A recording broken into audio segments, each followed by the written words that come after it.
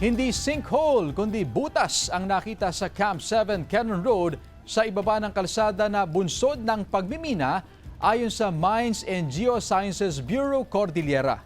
Naritong report. Madaling araw kahapon nang madiskubre ng mga motorista at residente ang butas sa bahaging ito ng Cannon Road sa Barangay Wabak, Baguio City. Muntik para mahulog dito ang isang sasakyan.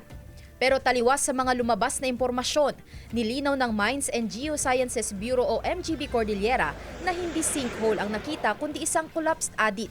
Nakitaan din daw ng mga palatandaan ng pagguho o paglubog ng lupa ang mga kalapit na bahagi ng kalsada, kaya isinailalim ito sa karagdagang pagsusuri. Napo-form ang sinkhole through solution and dissolution of limestone. The area hindi naman ina-underlay ng limestone. Just below the road, there is an adit of small-scale mining activities. Ang nasabing adit, bunsod ng napabayaang minahan na ipinasara noong 2019. Agad na nilagyan ng police line ang lugar at pansamantalang isinara ang apektadong linya ng kalsada.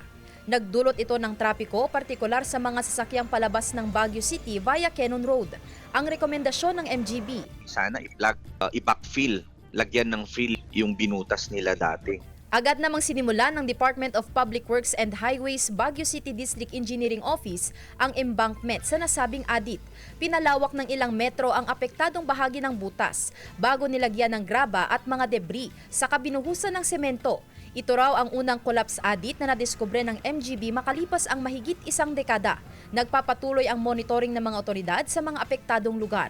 Sandy Salvacio, One North, Central Luzon.